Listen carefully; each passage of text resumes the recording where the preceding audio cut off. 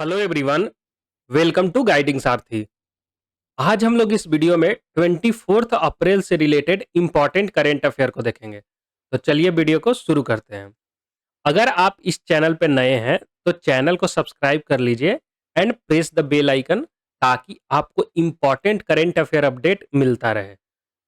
आज का जो सबसे पहला न्यूज है, सुप्रीम कोर्ट अभी परमिट कर दिया है abortion for 14 year old rape survivor to protect her mental and physical wellbeing.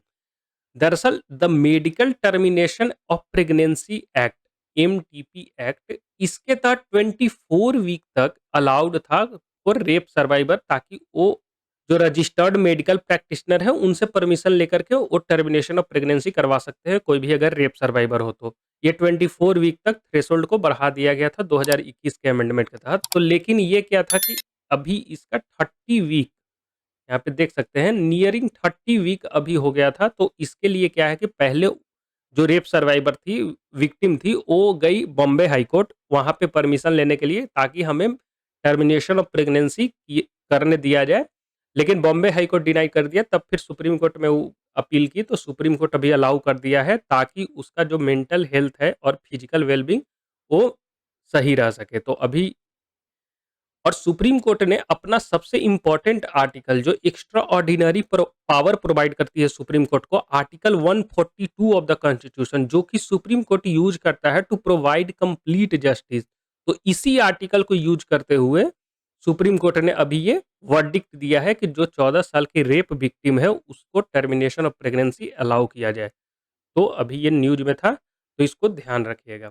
अगर हम बात करें relief medical termination of pregnancy act, जो कि अपर लिमिट है टर्मिनेशन ऑफ प्रेगनेंसी, वो 24 वीक है और इसका अभी 30 वीक हो गया था, इसीलिए सुप्रीम कोर्ट से परमिशन की जरूरत पड़ी। तो ये रेप सर्वाइवर और अदर वल्नरेबल वुमेन जैसे डिफरेंटली एबल्ड और माइनर के लिए ये 24 वीक थ्रेशोल्ड सेट किया गया है।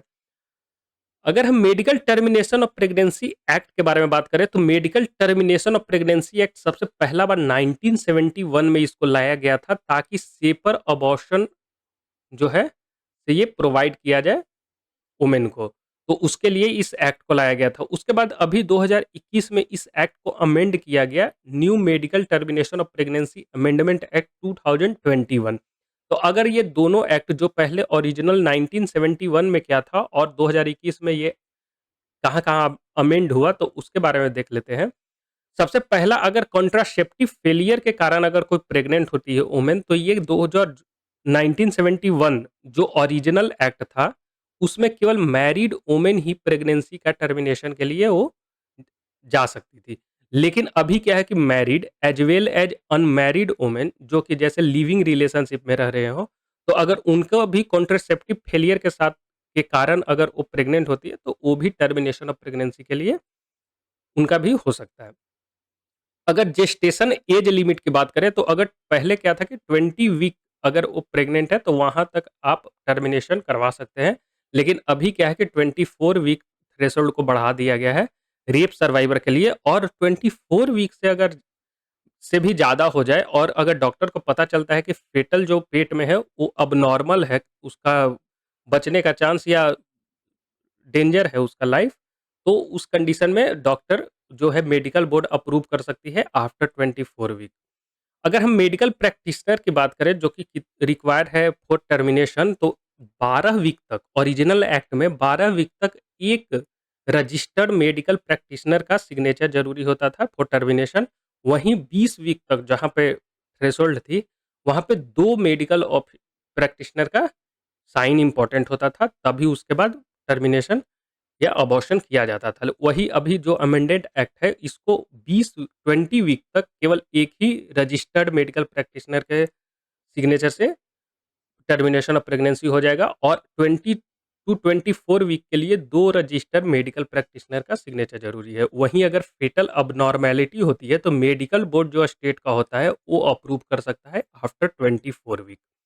अगर हम ब्रीच ऑफ वुमेन कॉन्फिडेंशियलिटी की बात करें, प्राइवेसी की बात करें कि कोई भी अगर वुमेन टर्मिनेशन ऑफ प्रेगनेंसी के लिए जाती है तो उसका नाम और उसका पर्सनल डिटेल जो है सो लीक ना हो, तो उसके लिए पहले क्या था कि 1000 का फाइन था लेकिन अभी इसको बढ़ा करके फाइन और इम्प्रिजनमेंट मतलब जेल भी हो सकती है 1 साल के लिए अगर कोई उनका प्राइवेसी का हनन करता है। तो ये जो है से medical termination of pregnancy act जो कि 2021 और ओरिजिनल एक्ट के बीच में क्या चेंजमेंट आया था उसके बारे में है। तो चलते हैं क्वेश्चन पे। आज का जो सबसे पहला क्वेश्चन है वो है ब्रह्मोस मिसाइल। अभी आपको पता होगा कि फिलीपींस को जो 2022 में इंडिया के साथ डील साइन किया था, तो अभी ब्रह्मोस का डिलीवरी इंडिया स्टार्ट कर दी है फिलीपींस को। तो वहीं से ब्रह्मोस मिसाइल न्यूज में है, तो बताना with reference to the BrahMos missile consider the following statement. पहला स्टेटमेंट है it is a two stage missile with a solid propellant booster engine. Second है the missile has a very low radar signature which make it stealthy. Third है the course of the missile cannot be altered once fixed. And fourth है there is a no sea to sea variant of the BrahMos missile. तो बताना ये चारों statement में से कौन कौन सा स्टेटमेंट सही है, correct statement. Any one, any two, any three या ऑल ऑफ द अबव।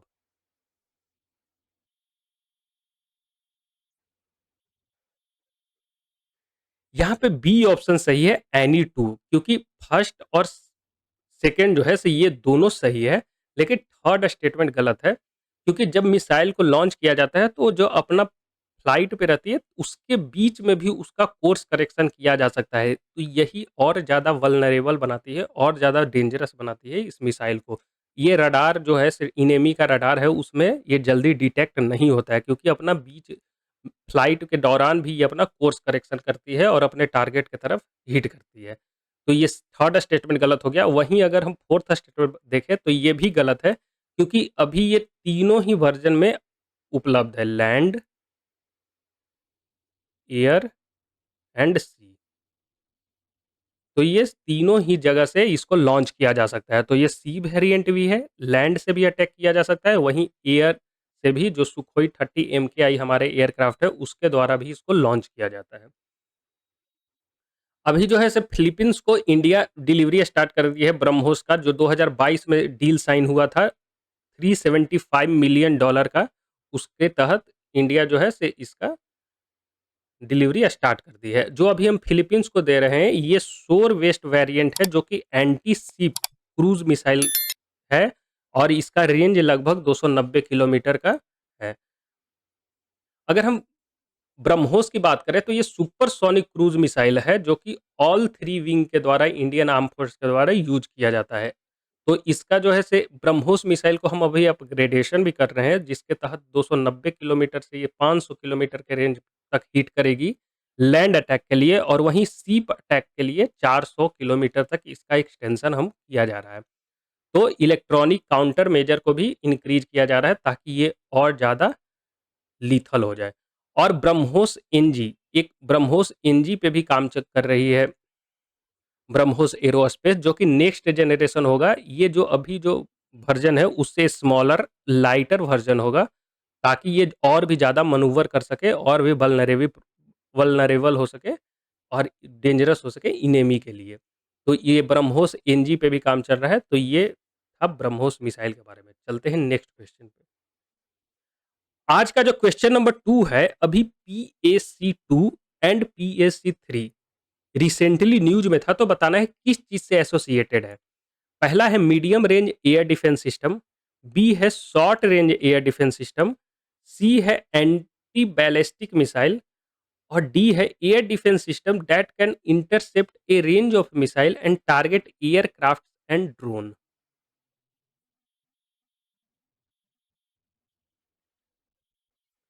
यहाँ पे डी ऑप्शन सही होगा, क्योंकि अभी जब ईरान ने अटैक किया था इजराइल पे, तो इसके बाद कई एक डिफेंस सिस्टम न्यूज में आ गया था। तो ये बेसिकली जो है यूएसए का मेड जो पैट्रियट मिसाइल सिस्टम है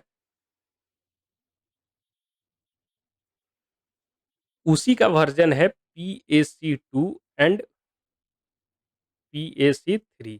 तो ये एयर डिफेंस सिस्टम है जो कि इंटरसेप्ट करती है range of missile and target drone. तो ये पैट्रियट मिसाइल जो यूएसए का है, जो इजराइल भी यूज करती है, तो उसी से रिलेटेड है। अगर हम इजराइल ने अभी जो एयर डिफेंस का यूज किया है, जिसके तहत 300 से ज़्यादा जो उन पे ड्रोन और मिसाइल से अटैक किया गया था, जिसका 99% से के आसपास उन्होंने रोक दिया था। तो अभी हम देखते हैं कि वो लेयर ऑफ जो डिफेंस यूज करती है इजराइल, वो कौन कौन सा है।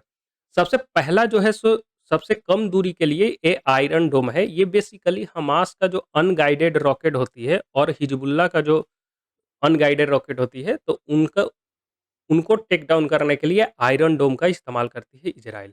वहीं जो डेविड स्लिंग है, ये जो रॉकेट टेक डाउन करती है short range ballistic missile, drone और एयरक्राफ्ट। तो ये मीडियम शॉर्ट रेंज के लिए डेविड स्लिंग को यूज करती है। वहीं एरो और डेविड स्लिंग के बीच में आती है पैट्रियट एयर डिफेंस सिस्टम, जो कि अमेरिका का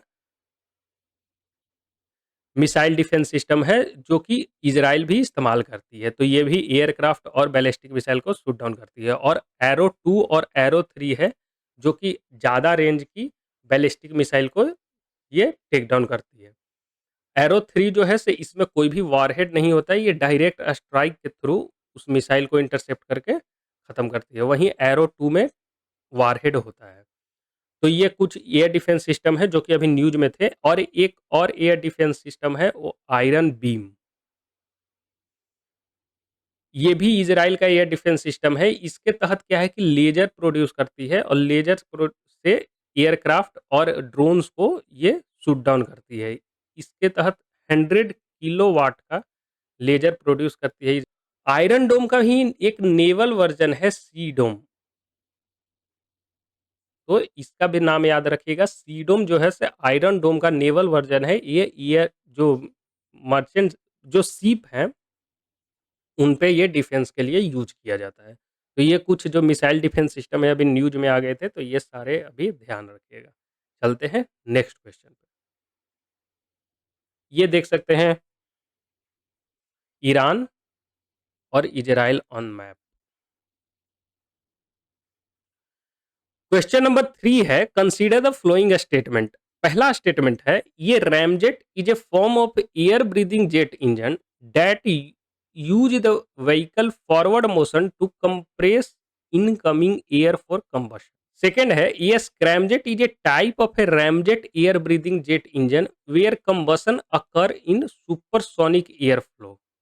थर्ड है, ramjet work more efficiently at hypersonic speed. तो बताना है, ये तीनों स्टेटमेंट में से कौन कौन सा स्टेटमेंट सही है। Any one, any two, all of the above या नन ऑफ द अबव।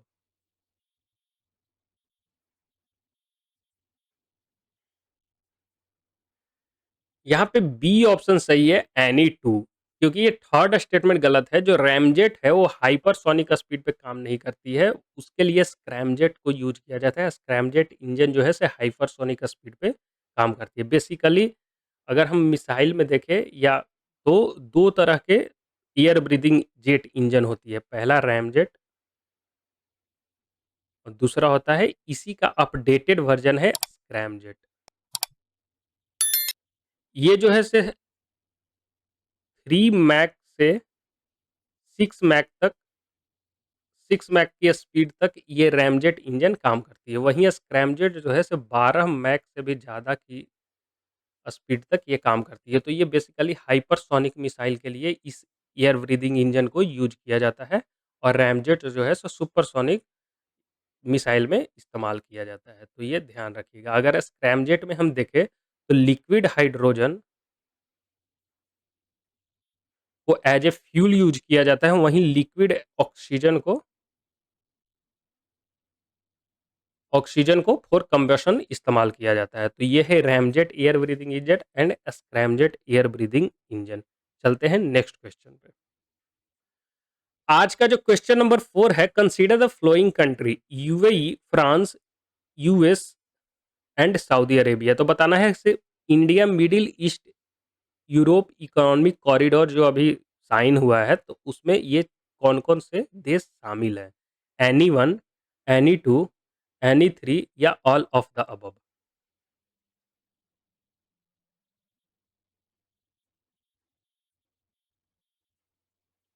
यहाँ पे डी ऑप्शन होगा, ऑल ऑफ द अबव। ये चारों ही देश इसमें शामिल है। बेसिकली जो ये डील है, ये चाइना का बेल्ट एंड रोड इनिशिएटिव, जिसके तहत चाइना इंफ्रास्ट्रक्चर डेवलपमेंट के लिए जो डेवलपिंग कंट्री को लोन देता है और डेट ट्रैप में फंसाती है, तो उसी को काउंटर करने के लिए ये India, UAE, Saudi Arabia, European union, France, Italy, Germany and US के द्वारा इसको लॉन्च किया साइन किया गया है India middle east Europe mega economic corridor. तो वो डेवलपिंग कंट्री को इसके तहत लोन दिया जाएगा ताकि वो भी अपना इंफ्रास्ट्रक्चर डेवलपमेंट कर सके और चाइना का डेट ट्रैप से उन्हें बचाया जा सके।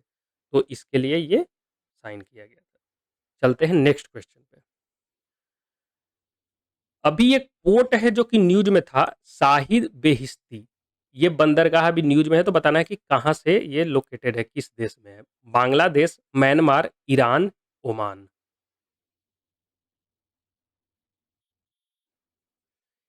यहाँ पे सी ऑप्शन सही होगा, ईरान। अभी चाबहार पोर्ट के पास ये बंदरगाह है, तो उसी से न्यूज में आया था। तो शहीद बेहिश्ती जो है से ईरान में है। आज का जो सिक्स्थ क्वेश्चन है, with reference to the cloud seeding consider the following statement. पहला स्टेटमेंट है, it is a process of spraying salt mixture in cloud. Second है, the process is use to place with heavy rainfall which eventually decrease precipitation. तो बताना है ये दोनों statement में से कौन कौन सा स्टेटमेंट सही है। Only one, only two, both या नन ऑफ द अबव।